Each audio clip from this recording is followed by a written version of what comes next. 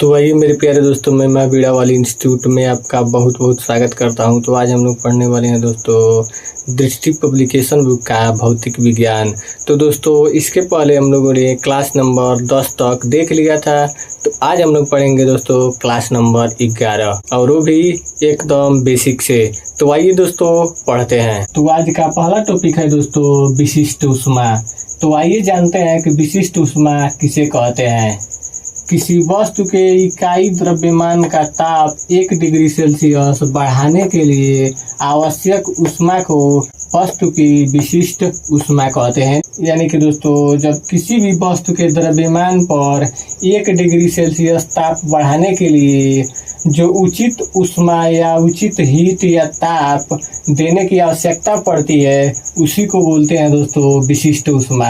अगला है दोस्तों गुप्त ऊष्मा। तो आइए जानते हैं कि गुप्त ऊष्मा किसे कहते हैं। एक निश्चित ताप पर किसी पदार्थ को दी गई ऊष्मा की वह मात्रा जो उसके अवस्था परिवर्तन के लिए आवश्यक है पदार्थ की गुप्त ऊष्मा कहलाती है। यानी कि दोस्तों एक निश्चित ताप पर किसी भी पदार्थ को दी गई वह ऊष्मा जो उसके अवस्था परिवर्तन के लिए पर्याप्त होती है उसी को बोलते हैं दोस्तों गुप्त ऊष्मा। गुप्त ऊष्मा 2 प्रकार की होती है। पहला है दोस्तों गलन की गुप्त ऊष्मा और दूसरा है दोस्तों वाष्पन की गुप्त ऊष्मा।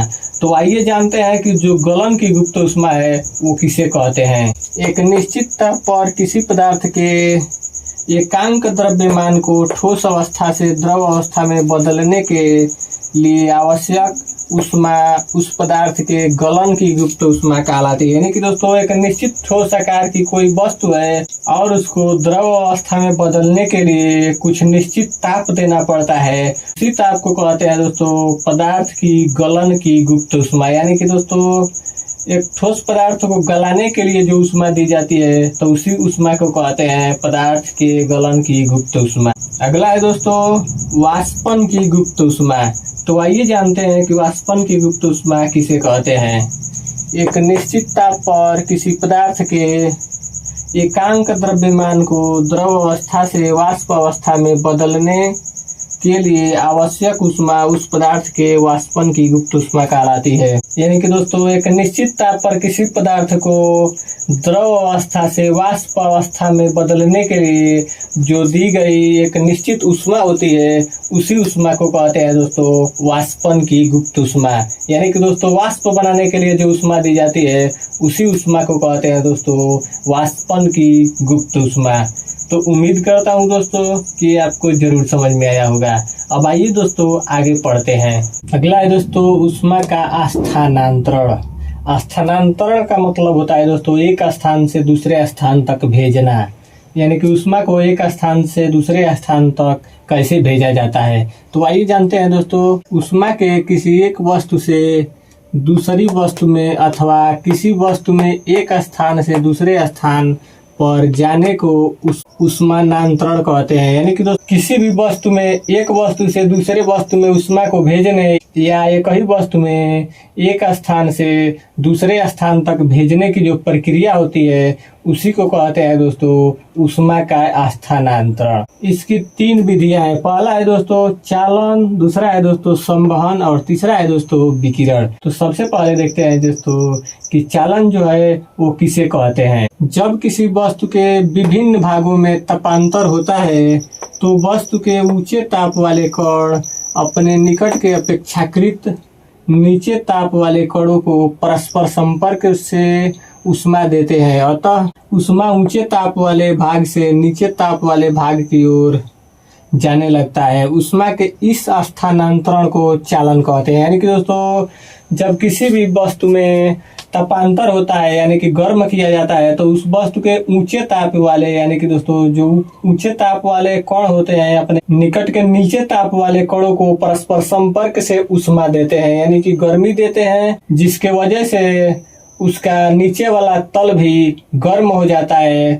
यानी कि ऊपर वाले तल से ऊष्मा का स्थानांतरण नीचे के तल में हो जाता है तो इस ऊष्मा के स्थानांतरण को ही कहते हैं दोस्तों चालन। आगे है दोस्तों नोट, आइए उसको देखते हैं। तो नोट है दोस्तों धातु तथा ठोस में यह विधि होती है। यानी कि दोस्तों किसी भी धातु को गर्म करने में या किसी भी ठोस को गर्म करने में दोस्तों चालन विधि का प्रयोग किया जाता है। तो आइए दोस्तों चित्र द्वारा समझते हैं कि जो चालन यानी कि कंडक्शन है वो किस प्रक्रिया पर निर्भर करता है। तो दोस्तों यह है लोहे का एक पतरा, और दोस्तों जब नीचे से हीट दिया जाता है तो दोस्तों इसके जो नीचे के कण हैं यानी कि जो आग के संपर्क में आने वाले कण हैं वह दोस्तों धीरे धीरे गर्म होने लगते हैं।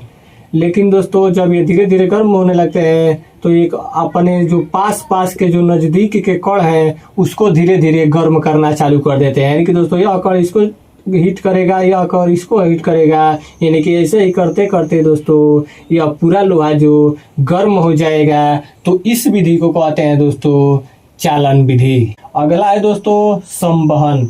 तो आइए जानते हैं कि जो ऊष्मा का स्थानांतरण संवहन विधि द्वारा होता है वो किस प्रकार से होता है।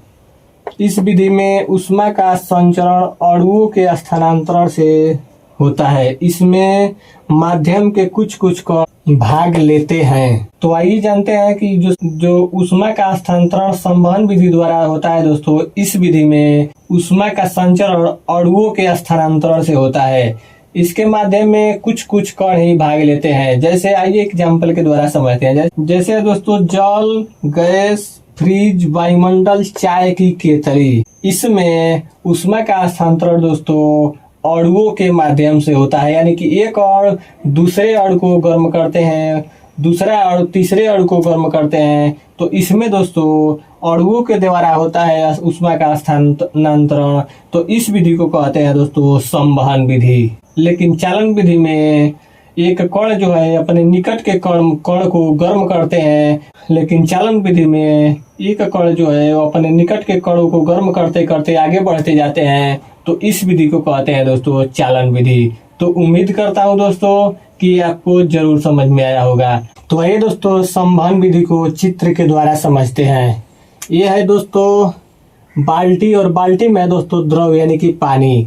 तो दोस्तों जब नीचे से इसको हीट दिया जाता है यानी कि ताप दिया जाता है तो जो दोस्तों जो ये नीचे के इसके कण होते हैं यानी कि जो नीचे के इसके अणु होते हैं ये गर्म होना चालू कर देते हैं। तो दोस्तों इसका गर्म होते हैं जब कण, तो इसका घनत्व का मतलब होता है दोस्तों कि घनापन, यानी कि घनापन कम होने लगता है।